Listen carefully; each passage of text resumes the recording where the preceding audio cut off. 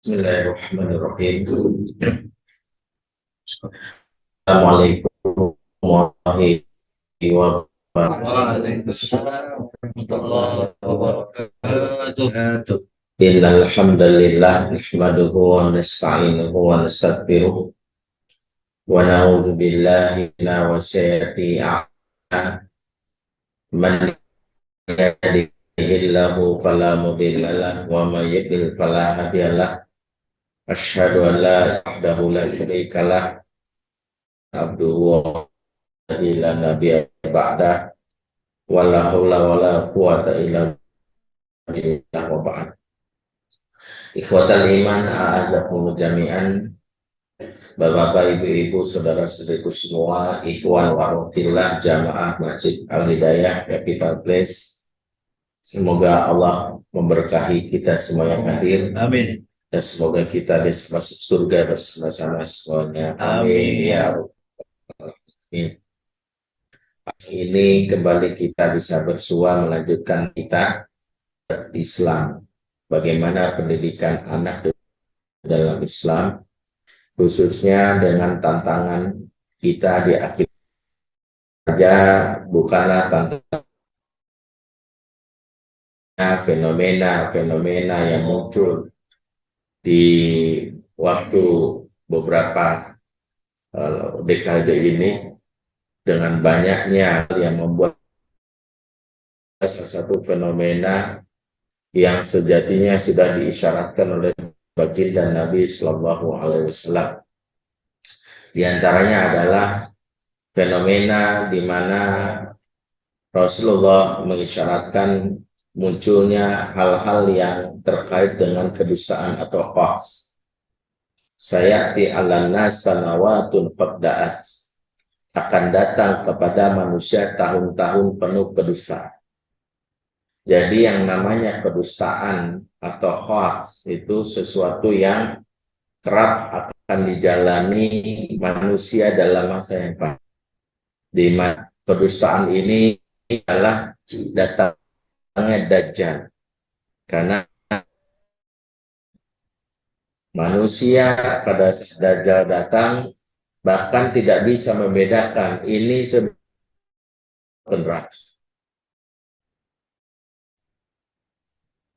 karena memanipulasi. Tadinya baik, buruk, yang buruk bisa dianggap baik. Sampai-sampai dengan berbagai macam polanya bisa membuat orang tertipu. Hanya orang-orang diberikan petunjuk yang bisa membedakan. Nah, sebelum kita dalam hal ini, entah kita berada kelak di masa bertemu dengan Dajjal atau tidak sampai ya,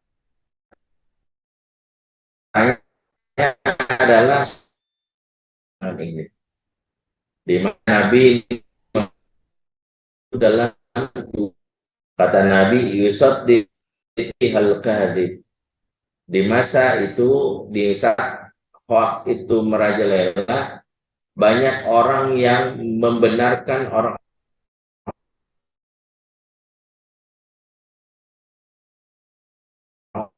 yang berdosa, justru yang melakukan kemaksiatan terang-terangan justru dibenarkan, diapresiasi. Bahkan muncul terminologi orang ini adalah orang-orang yang jujur. Sehingga kalau ada anak muda yang dia pengen dianggap jujur, selalu pakai terminologi, gua nggak munafik ya, gua udah tidur 100 wanita, gua tidur. Jadi dia menganggap ketika ngomong terminologi munafik, pada munafik itu sejatinya ada dua, ada nifak i'tiqadi. Nifak amali itu adalah orang-orang yang mengaku percaya Tuhan, tapi dia melakukan munafik. Yang adalah orang ini dengan PD-nya mengumbar kemaksiatan di wilayah publik, sosmed. Dan ini seburuk-buruknya manusia, sebagaimana Nabi sebutkan, orang ini gelarnya mujahid. Orang-orang yang terang-terangan berbuat maksiat ini beratnya inspirasi darinya.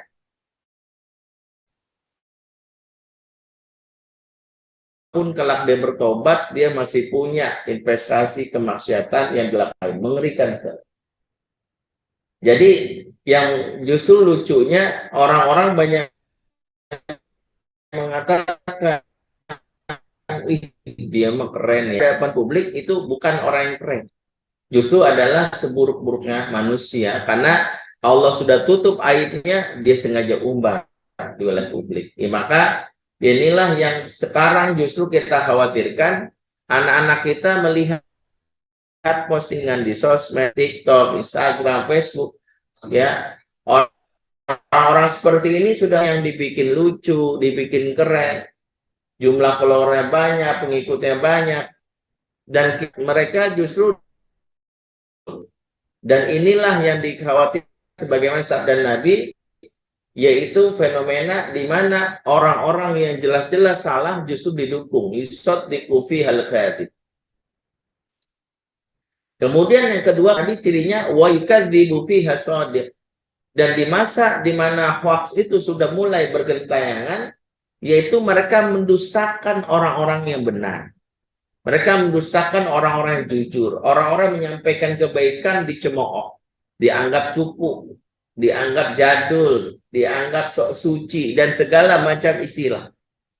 Maka kita dapati fenomena-fenomena ini adalah salah satu tantangan yang anak-anak kita berada di masa itu. Anak-anak kita saat ini berada di masa ini. Kita pun berada di masa ini. Yang jadi masalah anak kita dengan kepolosannya, mereka memiliki handphone, memiliki internet, wifi, mereka isi kepala mereka, satu hari itu tidak ada yang bisa mensortir. Maka kita nggak tahu kalau akhirnya anak-anak kita bisa saja akhirnya dalam hal ini berubah. Pola pikirnya berubah. Justru sepakat seide sama yang jelas-jelas tidak sesuai dengan agama. Dan ini adalah salah satu yang harus kita pahami sebagai tantangan mendidik anak di akhir zaman. Maka Islam punya rambu-rambu, punya berbagai macam ya kaidah-kaidah untuk bisa mendidik anak agar dia bisa menjadi pribadi yang kokoh. Pribadi yang dia meskipun zaman berubah, dia tidak berubah, alias dia komit terhadap apa yang ini. Dan ini adalah anak-anak yang disebut anak-anak yang tangguh, anak-anak yang kuat. Anak-anak yang mereka bisa melewati berbagai macam godaan dan ujian tanpa harus terpengaruh di tengah zaman yang penuh fitnah. Makanya di antara yang sekarang kita persiapkan bagaimana anak-anak kita menjadi pribadi yang dia siap bersaing tanpa harus menyendiri, tanpa harus eksklusif, dan dia siap untuk bisa kokoh dan pendirian. Untuk dibully meskipun orang lain bersepakat maksiat, sementara dia sendiri aja yang untuk orang inilah yang Rasulullah kabarkan sebagai al-ghuraba. Sebagaimana sabda Nabi, badal Islam iban wa sayaudu qoriban kama bada fatuba lil ghuraba. Islam itu awal mulanya aneh. Islam pertama kali datang diajarkan Nabi itu dianggap aneh. Kenapa dianggap aneh? Karena Nabi menawarkan sesuatu yang bertentangan dengan tradisinya masyarakat. Biasanya orang itu setiap rumah sudah punya patung, memberi makan untuk Tuhannya. Patungnya kok Muhammad malah berusaha untuk membuang patung-patung ini. Biasanya di masyarakat sana punya istri lebih dari punya bundik atau wanita simpenan itu bisa sampai seratusan juga. Dan mereka melakukan wanita, mengajarkan memuliakan wanita. Kuat bisa merampas harta milik yang lemah. Tidak ada itu yang namanya negosiasi, hukum tergantung yang kuat. Nabi justru memuliakan siapapun termasuk orang-orang yang lemah. Jadi hal-hal ini dianggap aneh. Orang-orang biasa, setiap jamuan, pesta, biasa mabuk, ada komar di dalam rumahnya. Dan itu dianggap pemulihan tamu. Nah, Nabi justru mengingatkan untuk menjauhi komar. Aneh. Maka keanehan-keanehan ini sudah dirasakan. Di masa pada saat Islam awal mula dianggap aneh. Kata Nabi, "Daudu qoriban kama bada." Nanti juga di akhir zaman akan dianggap aneh juga. Di mana orang-orang yang bahkan yang lucunya kalau di masa lalu keanehan itu dialami oleh orang-orang yang memang Islam. Mereka adalah orang-orang kafir Quraisy yang begitu mengenal Islam, mereka menganggap, ih aneh nih ajaran Islam. Yang aneh di zaman sekarang itu, yang aneh itu di Islam itu sendiri. Dan itu yang aku alami. Maka kata Nabi, bagi yang tetap komit, siap untuk dibully, dianggap orang aneh, meskipun dia benar, ya, korup dia enggak, yang lain selingkuh dia enggak, yang lain main cewek, pacaran dia enggak. Maka kata Nabi, fatuba lil ghuraba, maka beruntung orang-orang yang melewati fase ini. Anak-anak kita dianggap anak-anak yang beruntung. Kenapa? Karena dia ternyata tidak tercemari oleh virus yang begitu banyak. Ya, sebaliknya, ya, orang-orang yang justru dia tidak punya pendirian, orang-orang yang tidak punya komitmen, dia justru orang-orang yang rugi. Dan Nabi menyebut istilah generasi yang terpengaruh. Generasi ini disebut generasi ima'ah. La takunu ima'ah. Jangan kamu jadi generasi ima'ah. Apa itu ima'ah? Taqulun in asanan nasu ahsanna wa in zalamu zalamna. Yaitu orang-orang berkata, kalau orang lain baik, kami ikut-ikutan baik. Kalau orang lain buruk, kami ikut-ikutan buruk. Ini fenomena di akhir zaman yang wajib kita antisipasi. Karena itulah beberapa hal yang menjadi concern kita agar kita bisa menguatkan anak kita. Di saat kita yang menjadi masalah adalah ketika kita tiada, justru disitulah anak-anak kita bisa nggak survive.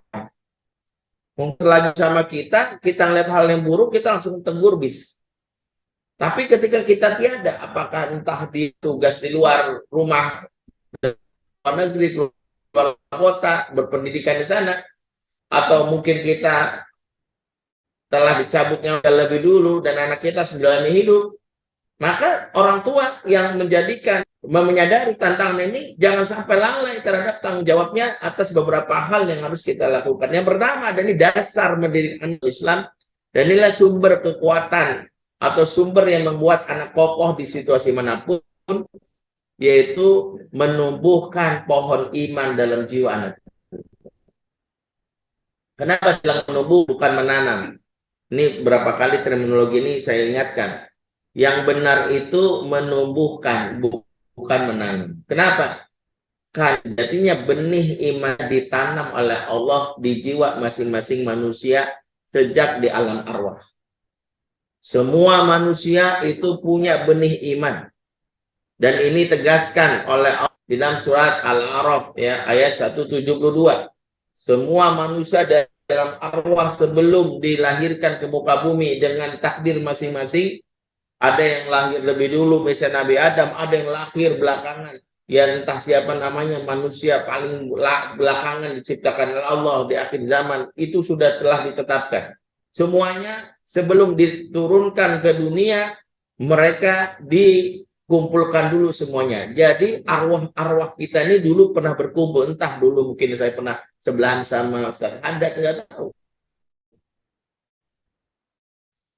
Semuanya rupanya di tempat dalam alam arwah. Tentu jumlahnya dalam miliaran bahkan triliunan karena dari itu sudah triliun.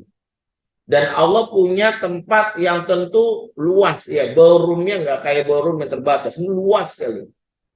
Ya. Dan saat itu Allah menginstal, menanam benih iman dan memberikan sebuah penguatan kepada masing-masing makhluk.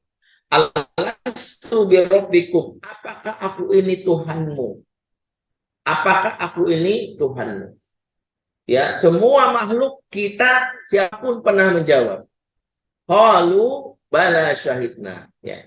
Benar, kami bersaksi, kami menjadi saksi. Jadi semua software iman dalam dirinya.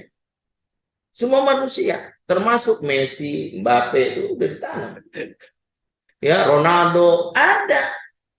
Ya, cuma ketika ditinggalkan oleh pendidiknya, oleh lingkungannya. Terutama ketika orang tuanya tidak menjalankan peran dengan benar, maka orang tualah yang membuat benih iman ini mati. Sehingga dia tidak tumbuh menjadi pohon yang diharap. Makanya antara tugas orang tua saat bayi baru lahir, dia harus menyadari setiap bayi itu punya fitrah iman. Ma min mauludin illa yuladu ala fitrah. Ini tegas, hadisnya sering didengarkan. Tidaklah bayi yang lahir kecuali lahir dalam keadaan fitrah.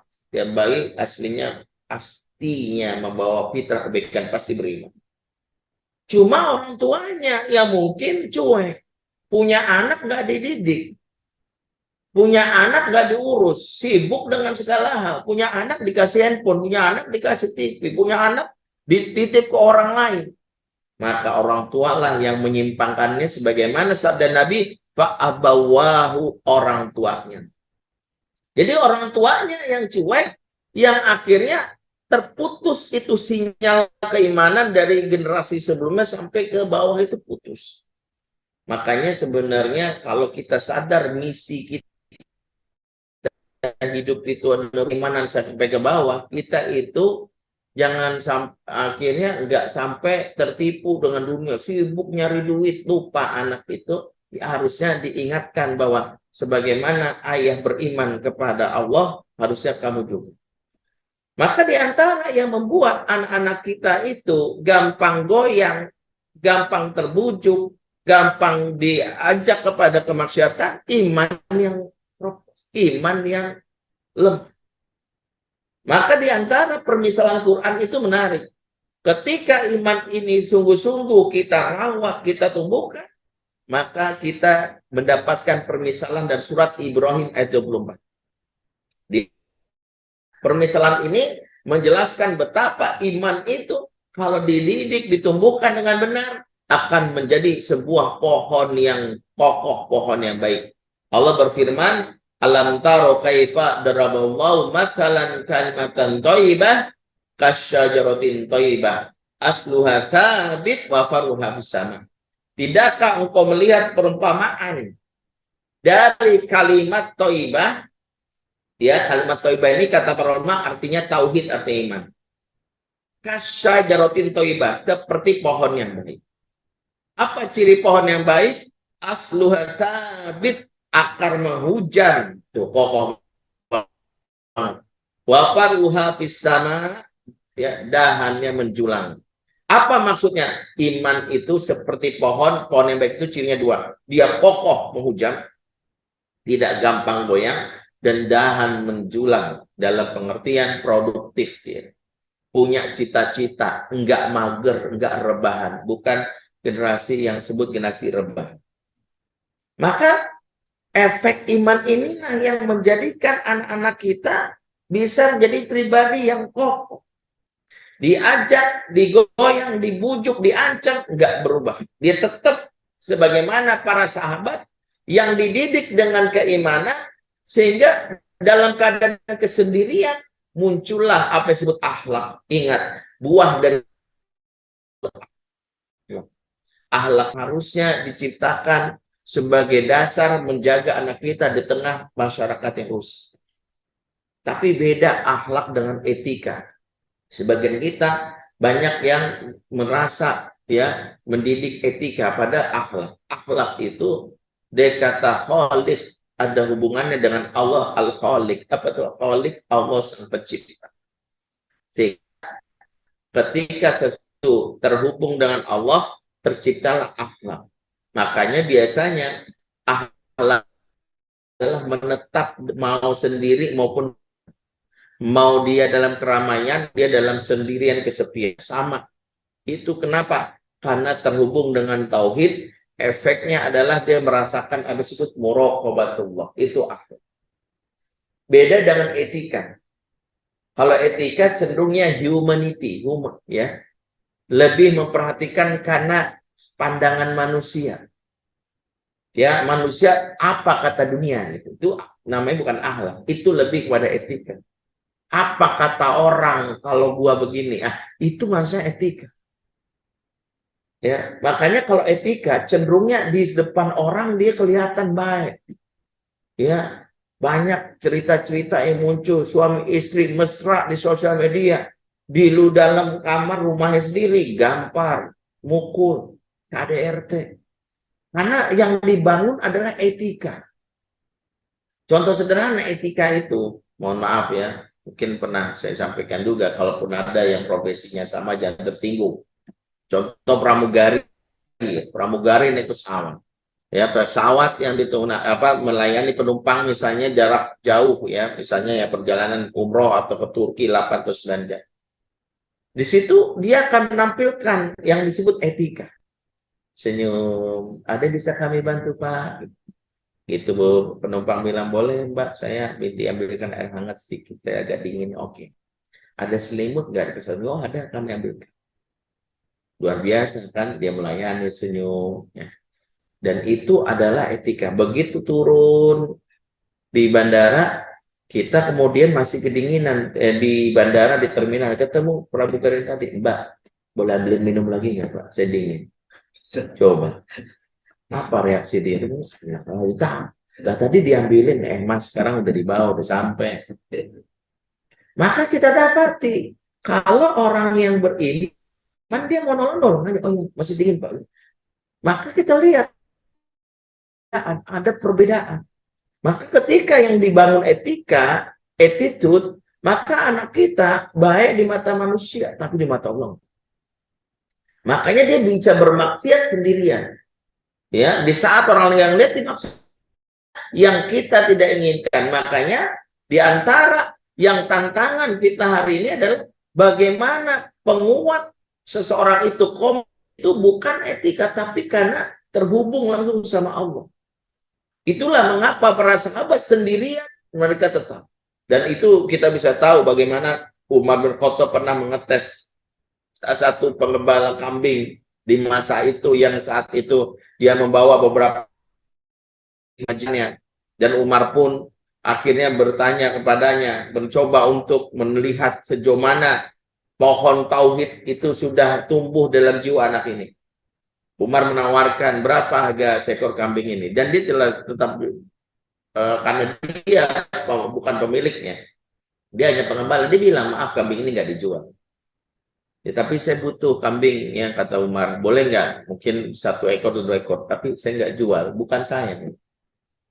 Umar pun mencoba untuk membuat anak ini ya mungkin ya diuji. Dia bilang, kan kambingmu banyak, 1 aja kau jual kepadaku, majikanmu tidak tahu. Apa kata anak ini? Dan ini ya buah dari pendidikan ditanam orang tuanya. Tentu saja orang tua adalah orang-orang soleh. Masa itu para sahabat yang dibimbing oleh Nabi. Apa kata anak ini? Dan cepat, aina Allah. Di mana Allah? Umar langsung bergetar. Anak kecil yang langsung mengatakan di mana Allah. Mungkin memang majikanku nggak tahu jumlah berapa yang namanya. Makanya kalau metode penanganan yang dilakukan pemerintah dengan menjaga supaya kalau sekedar dari sisi teknis tapi tidak memberikan edukasi penguatan iman khususnya, bagaimana menguatkan iman, penguatan iman itu tauhid, merasa diawasi. Semakin orang itu merasa diawasi, semakin takut. Harusnya begitu. Tapi ada ustadz yang rajin sholat dan ibadah, berarti ada masalah koneksi dia. Jangan-jangan sholatnya dia bukan karena tauhid. Jangan-jangan sedekahnya dia bukan karena iman. Karena iman itu harusnya memberikan efek. Setidaknya apa? Bergetar hatinya kalau dia disebut. Nggak bisa bohong. Ngerti, bisa diingetin nama Allah. Ya, begitu disebut diingetin nama Allah langsung. Makanya manusia beriman itu bukan manusia yang tidak punya nafsu. Tapi begitu diingatkan Allah, dia langsung konek. Setan bisa saja membuat dia. Pernah dengarkan ada hadis tiga yang terjebak di gua dan dia tidak bisa membuka dalam hal ini batu gua tersebut.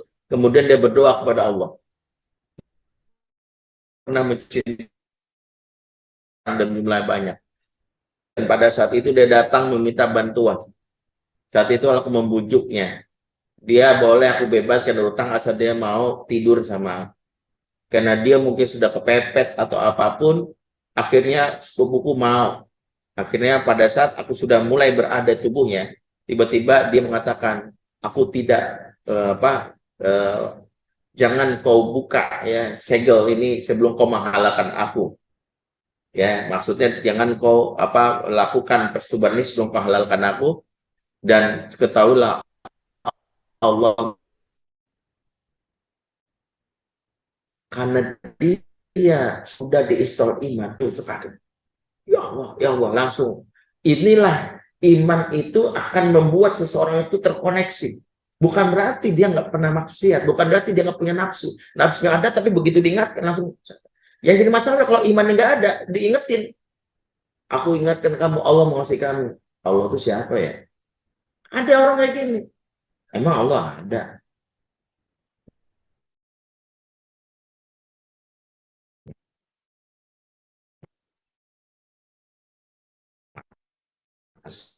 Hari ini nanti. Pada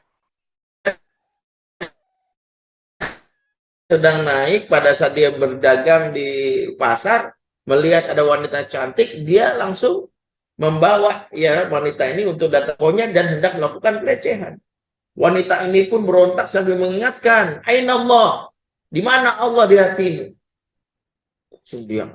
Dia istighfar, nangis, dia tutup toko itu, ditinggalkan wanita itu, dan Rasul meminta dia bertobat dan meminta beramal soleh, dan muncullah surat yang disebutkan Allah surat ayat 114, innal hasanat yudhibna sayyi'at, sesungguhnya kebaikan yang banyak akan mengusir keburukan yang kamu lakukan, alias tobatlah kamu dengan perbanyak kebaikan.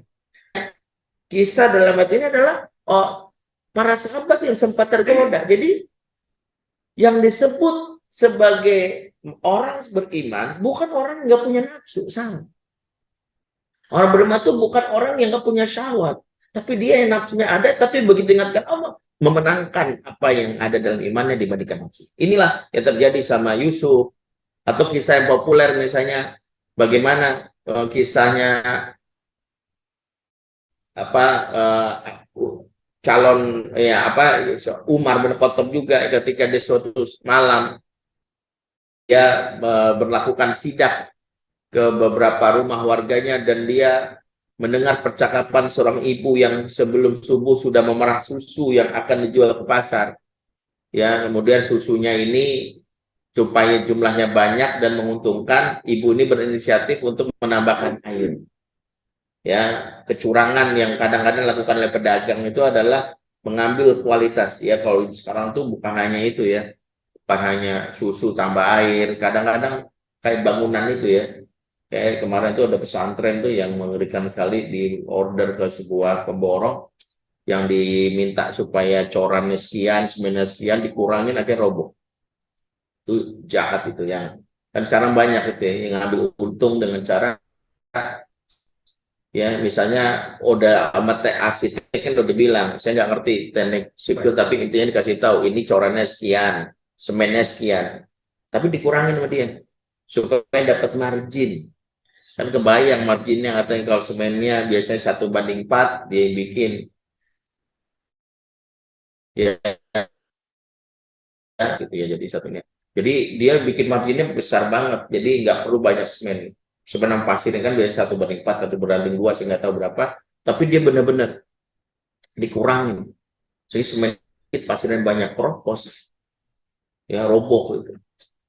Dan itu jahat. Kembali, di masa Umar ada ibu-ibu yang berniat itu untuk ngambil untung gitu. Dan anaknya bilang, Umar melarang. Umar saat itu pemimpin yang membawa ya estafet tugas kenabian sebagai khalifah untuk menjaga supaya syariat itu tegak. Di antaranya adalah jangan berlaku curang. Ingat ya, orang curang itu neraka kan khusus ya. Namanya apa? Wail. Itu sebutkan soal mutafifin, wailul lil mutafif. Itu neraka wail bagi orang curang. Orang curang itu salah satu cirinya itu. Ya, dia mengurangi takaran, mengurangi apa yang jadi haknya, susunya ditambahin. Maka dibilang Umar nggak menyukai, Umar marah. Dan ibunya wanita ini bilang, Umar lagi udah tidur malam ini, Umar juga nggak tahu. Ya, padahal Umar lewat dia sidang. Umar juga nggak tahu kalau kita kurangin kan. Dan wanita dan merupakan inilah buah dari keimanan. Apa kata wanita ini kepada ibunya? Ya, Umar mungkin tidak tahu mah, tapi Tuhannya Umar pasti tahu. Maka ini kalau kita setiap saat ingetin bahwa Allah mengetahui kamu, terus nanti dia bukan hari ini efeknya, tapi nanti di masa ketika dia digoda atau dia tergoda, dia baru ingat, kata abiku, Allah tahu. Allah mengetahui apa yang hari ini aku lakukan. Astagfirullah. Nggak jadi. Inilah yang membuat seseorang saat sendiri dia tetap berakhlak. Beda dengan orang yang tidak tertanam oleh dalam diri, tidak tumbuh pohon imannya, maka muncul adalah cuma sekedar pencitraan aja. Dia hanya soleh saat bersama orang lain, tapi sendiri dia maksiat. Dan kejadian inilah yang disyaratkan dalam Al-Quran, yang disebutkan dalam surah Al-Baqarah ayat 249, kisah pasukan Talut.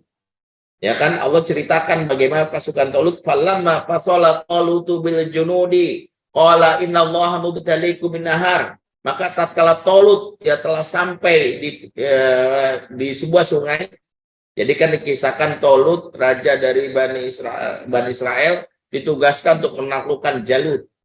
Jalut yang dikenal raksasa, sombong, bengis, ya jahat di masa itu, membunuh banyak manusia masa itu. Maka Talut membawa misi untuk menaklukkan kezaliman. Di dalam pasukan Talut ada Nabi Allah yang masih muda saat itu, namanya Nabi Daud. Jadi Talut membawa beberapa orang untuk menaklukkan atas misi jihadnya untuk menghentikan kezaliman dari Jalut. Ya, Talut dan Jalut ya. Talut dan Jalut. Dan di dalam Talut itu ada David ya, istilahnya Daud ya. David dan Goliat kalau istilahnya dari bahasa Ibrani. Maka Talut disebutkan oleh Mukathir membawa 80.000 pasukan. Mereka berjalan dalam waktu yang lama, bawa bekal sedikit, dan mereka hendak berjihad. Ya, dulu nggak ada kendaraan, jadi mereka jalan. Ya, ada yang jalan naik kendaraan, tapi gantian jalan. Pada saat mereka sudah habis bekalnya, sudah mulai lelah, pada perang belum mulai, tapi sudah mulai kecapean. Pada saat itulah mereka sampai di sebuah sungai yang membentang. Sungai yang begitu luas. Saat itulah godaan muncul, tapi justru momen itu Talut mendapatkan wahyu dari Allah untuk menyampaikan ujian kepada anak buahnya. Apa kata Talut? Innallaha mubtaliikum binahar. Allah menguji kalian dengan sungai ini. Allah menguji kalian dengan sungai ini. Faman syariba minhu falaysa minni. Siapa yang meminumnya, dia bukan golonganku. Alias keluar kalian dari barisanku, kalian telah gagal. Ya, ingat meskipun haus tapi ini diuji, jangan minum. Wa man lam yat'amhu fa innahu minni. Siapa yang tidak meminumnya meskipun haus dan ingin menaklukkan Jalut, dia tidak meminumnya, dia baru golonganku. Illa, tapi ada pengecualian. Pengecualian ini rukhsah. Manik tarafagur fatabiyadi. Kalaupun kalian ingin memenuhinya, cukup sakup tangan, dibolehkan. Jadi maksimal, kalaupun kalian benar-benar gak tahan, udah cukup tangan, setelah itu kalian nggak boleh lagi minum. Maka Talut ngomong tuh di hadapan prajuritnya, 80.000 orang itu dengan teriak bilang, as-sami'tum. Kalian dengar. Mereka semua bilang, as-sami'tum. Atau kami tahan, atau menyebarlah pasukan ini. Saat mereka menyebar, itulah mulai teruji. Ada yang benar-benar nggak tahan, kemudian mulai ngakal-ngakalin. Ada yang pura-pura di pinggir sungai kepleset, ya halusi dong. Jadinya waduh belebak gitu. Sambil dia minum, bukan dia minum, bukan gitu. Tapi memang sengaja supaya kedorong gitu minum, jadi minum deh gitu. Ada yang ngakalin dalil dengan kata si Talut kan boleh sangkut tangan. Akhirnya dia sangkut, tapi kelebihan sangkut gitu rutin. Ya, sama kayak orang ngisi bensin, bang, bensin tetes bayar nggak? Gratis. Ya udah bang, tetesin terus sampai penuh kan, tetes. Ada orang kayak gini, ada. Dari 80.000 itu, ternyata yang benar-benar nggak melewati batasan dari Tolut, dan dia benar-benar pasukan Tolut yang kelak akan melawan Jalut, cuma 313. 79.000 sekian batal. Ternyata Allah untuk menghancurkan kezaliman tidak butuh jumlah yang banyak. Ini juga kalau kita tadaburi, ini menunjukkan bahwa kemenangan datang dari Allah, maka yang membuat menang bukan yang menang, yang banyak, tapi yang berkualitas. Makanya dari 80 seleksi ini nih sampah semua, nggak usah ngikut perang deh, daripada ngerepotin ini. Ternyata cuma 300. Jumlah 313 ini adalah jumlah yang sama dengan pasukan Badar saat melakukan pasukan dari kafir Quraisy. Dan ternyata 313. Sisanya mereka nggak mau berangkat karena udah kalah dan sudah merasa gagal melewati ujian dari Tolut. Dan 313 ini tercatat dalam sejarah yang akan menaklukkan. Tapi menarik komentar Syekh Qutb dalam Izalul Quran. Beliau mengatakan apa? Semangat kolektif seringkali menipu. Maka Allah menguji seseorang dengan ujian personal untuk membuktikan mana imannya shadiq, mana imannya kadzib, mana yang ori, mana yang KW. Maka kita belajar dari sini. Justru ujiannya kita itu saat sendiri. Dan disitulah teruji iman bagaimana. Anak kita nggak bisa kita kontrol setiap saat, nggak bisa kita nempel terus setiap ereksinya 24 jam. Sama dia kemana kita tempel, nggak bisa. Tapi yang bisa kita lakukan adalah menumbuhkan pohon iman dan diri dia. Sehingga saat dia lepas dari kita, dia tetap terjaga. Dia tidak kokoh. Dia menjadi pribadi yang ditawarin temannya, sorry enggak ya. Sama malu gue, malu sama Allah. Gitu. Sebagaimana kekuatan atau perkataan Yusuf tadi goda oleh Zulaikha. Pada saat Zulaikha berlenggak-lenggok, apa kata Yusuf? Ma'adzallah, aku takut sekali. Tidaklah perkataan ini muncul kecuali memang dimiliki oleh anak-anak yang telah tertanam, terinstall, tertumbuhkan pohon tauhid dalam diri dia. Makanya tauhid itu adalah kekuatan yang menjaga, dan ini resep rahasia yang akan menguatkan orang dalam situasi apapun. Saat situasi sulit dia tidak jadi pengkhianat, sebab ada orang situasi sulit jadi pengkhianat, nggak tahan dengan ujian kesulitan, akhirnya apa? Mengkhianati nilai-nilai. Contoh sederhana apa? Istrinya Nabi Lut. Karena kan kita tahu Nabi Lut ini nabi yang dalam tanda kutip miskin, dan dia menghadapi kaum yang bebal, yaitu yang mempraktekkan LGBT di zamannya. Dan ternyata istrinya Nabi Lut ini, dia awalnya meyakini suaminya nabi dan tahu, dan tapi dia nggak tahan ketika beberapa penyihir, satu orang penyihir di masa itu yang membujuk dia nggak harus jadi gay ya, atau LGBT di masa itu, tapi cukup jadi, kan dalam riwayat jelaskan istrinya Nabi Lut ini cuma dibujuk, kamu tetaplah menjadi istrinya Lut, tapi tolong kasih informasi kami. Apa-apa yang terjadi dalam rumahmu, kasih informasi. Setiap informasi kami berikan uang sekian. Makanya istri Nabi Lut ini, dia wanita normal. Dia bukan wanita yang menyukai sesama jenis. Dia tetap normal. Tapi dia termasuk yang di dalam Quran ceritakan, dia dihancurkan bersama dengan kaum Nabi Lut. Kenapa? Karena diantara dia mendukung, menjadi informan. Dan dia bisa berubah karena iming-iming, karena cuan. Maka di antara yang membuat orang itu berubah itu adalah karena cuan, bisa jadi karena tidak kokoh. Makanya kalau tauhid itu tidak kokoh, yang tadinya dia bersoleh, tadinya rajin ibadah, bisa berubah dalam situasi sulit terutama. Makanya ada para sahabat tidak sampai mereka keluar dari keimanan, justru ketika mereka merasakan sulit itu makin kuat mereka, makin yakin mereka. Peristiwa Amul Munqato'ah, salah satu peristiwa yang dicatat dalam sejarah, diboykot para sahabat kurang lebih selama 3 tahun, tidak punya akses ekonomi, uang nggak laku, mereka belanja ke pasar nggak diterima. Makanan mereka adalah sisa dari hasil makanan yang beberapa waktu lalu dibeli, sehingga kurma itu lama-lama mengering, ada yang membusuk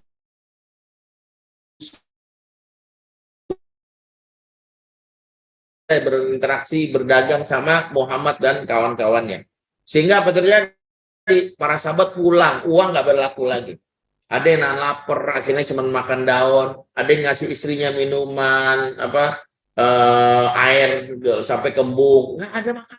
Sampai ada sahabat tuh saking bingung gimana buat menggajal laparnya itu, karena dia minum terus malam-malam dia akhirnya, maaf istilah kita tuh beser, pipis. Ketika dia pipis itu, mohon maaf ya, air kencingnya mengenai satu benda yang dia rasa ini adalah makanan. Itu ternyata air kencingnya menetes kepada bekas kulit sapi yang bekas kulit kambing yang mungkin masih ada kulitnya itu, bukan? Jadi kulitnya itu. Jadi kulit kambingnya itu akhirnya nempel. Ya, ketika akhirnya air kencing itu nempel di kulit kambing, dia tahu nih kulit kambing, maka dia langsung habis pipis, habis beristinja, kulit kambingnya itu langsung dibawa, dibersihkan dari najis, kemudian dibawa pulang. Udah kayak nemu harta karun, kita makan enak hari ini. Untungnya istrinya nggak ceritain ya, ini kulit kambing bekas kena pipis gitu enggak? Ya, kalau nggak mungkin agak jijik, tapi ini resikonya nggak ada. Tapi sejarah mencatat karena Rasulullah sudah menumbuhkan kekuatan iman, nggak ada satupun berkhianat. Bahkan ada satu sahabat namanya Utsman bin Mas'ud, ditawarin dia privilege oleh Walid bin Mughirah. Jadi Utsman ini kan masih kerabatnya Walid. Kalau yang lain diboikot, nggak boleh dagang, nggak boleh berinteraksi, jual beli di pasar, nggak boleh dapat pasokan makanan apapun ke rumah mereka. Khusus Utsman boleh. Utsman ini dapat privilege dari pamannya bernama Walid bin Mughirah. Dan dia merasa awal mula merasa senang ketika pamannya memberikan sebuah ultimatum di hadapan masyarakat, wahai saudara-saudaraku yang berkawan dengan Muhammad sudah kita sepati boikot, tapi khusus Utsman jangan. Utsman ini ponakan saya, Utsman bin Mas'ud. Maka berikanlah hak dia, kalau dia berdagang berikan, kalau dia apa-apa tolong dia, kalau jangan sakiti dia, jangan zalimi. Ini di bawah perwalian saya. Awalnya Utsman merasa nyaman, tapi inilah getar-getar keimanan itu mulai merasuk. Ketika dia lihat Nabi makannya susah, sahabat makannya yang lain susah, dia ngelihat, wah, kenapa saya doang yang senang ya? Benih keimanan itu akan bilang, wah, kalau gini nggak fair nih. Buat apa saya berbahagia di atas penderitaan saudara-saudara saya? Saya bisa makan, bisa ini macam-macam, gak enak nih. Ngomong sama Walid, wahai Walid, sungguh telah membuat aku terpisah dari Muhammad, dari Rasulullah dan dari sahabat-sahabatku. Tolong cabut perwalianmu. Aku nggak butuh. Wah, Walid marah. Walid itu sampai bikin ultimatum. Mulai hari ini, nama Utsman, silakan kalian lakukan apapun. Dia ternyata tidak menghargai saya sebagai pamannya. Dia malah ingin membeli sama Muhammad. Lakukanlah apapun. Maka Utsman yang tadinya lagi jalan di pasar, dia merasa udah perlakuan orang itu seperti yang biasanya, mulai berubah. Masyarakat menatap sini orang ngaco nih, awas macam-macam. Sampai ada sebuah perkumpulan syair dan syair itu syair jahiliyah, namanya Utsman, dia bisa nyeletuk, tiba-tiba akhirnya orang tersinggung, sampai akhirnya orang gebukin dia. Ya, karena merasa marah dengan sindirannya dari Utsman ya. Akhirnya orang gebukin dia. Orang awalnya jangan gebukin. Ini ponakan Walid, jangan. Kemudian ada yang bilang gitu, Walid sudah katakan dia berpaling dari orang ini karena dia tidak bersyukur di pamannya. Berarti kita boleh gebukin? Iya, boleh gebukin lagi. Sampai matanya Utsman ini pecah. Ketika itulah dia ditinggalkan, dia tidak sampai mati tapi matanya pecah, dia akhirnya mencari Rasulullah dalam keadaan matanya pecah. Di saat itu Rasulullah kaget. Apa yang terjadi dengan Utsman? Diceritakanlah. Rasulullah kaget. Engkau bukannya sudah mendapatkan perlindungan dari pamanmu yang bernama Walid. Mengapa engkau justru bela-belain untuk bersama kami? Disitulah benih mengatakan, ya, aku mendapatkan kenikmatan tapi menjauh darimu dan sahabat-sahabatku. Justru itu adalah siksaan batin. Itulah buah dari iman. Lebih baik aku bersamamu, wahai Rasul, meskipun harus kelaparan. Itulah buahnya iman, tidak goyang hanya karena iming-iming jabatan atau rasa sakit. Maka Rasulullah itu begitu terharu, mata yang tadinya pecah tadi ditutup oleh Rasulullah, dan ini mukjizat Nabi di antara mukjizat yang lainnya, mata yang tadi pecah kembali pulih dan sehat kembali. Sampai Utsman dalam hadis ini menyebutkan, sungguh saat aku menceritakan kabar ini kepada kalian, aku tidak tahu mata yang pecah tadi kanan atau kiri. Nah, makanya hadis ini tidak memberitahu di mana mata yang pecah, kanan atau kiri. Saking dia setelah itu bilang, saking bahagianya, sampai dia lupa yang pecah itu yang mana, saking dia merasa sudah berkembali bersama Rasulullah. Ini adalah salah satu bagian dari betapa para sahabat yang ditumbuhkan keimanannya, dia menjadi pribadi yang kokoh dalam keadaan sulit. Maka kita tahu anak-anak kita tidak akan pernah menggadaikan imannya ketika dia tidak lagi dapat pekerjaan. Hanya kadang dapat pekerjaan, tiba-tiba masuk sebuah perusahaan yang meminta seorang muslimah copot jilbabnya ya. Kalau enggak kamu nggak digaji sini. Dia akan memilih untuk tidak menggadaikan imannya. Dia tetap komit. Ya, jangan karena hanya masalah itu dia akhirnya menggadaikan prinsip-prinsip diajarkan oleh Allah, prinsip-prinsip yang telah tegas oleh Rasulullah SAW. Semoga ini bermanfaat karena waktunya. Poin ini akan kita lanjutkan lagi. Insya Allah pembahasan tentang iman ini sebagai bekal pendidikan anak di akhir zaman akan kita bahas di pertemuan berikutnya. Amin. Aku lupa lagi lakum. Subhanallah wa bihamdik. Asyhadu an la ilaha illa anta astaghfiruka wa atubu ilaik. Assalamualaikum warahmatullahi wabarakatuh.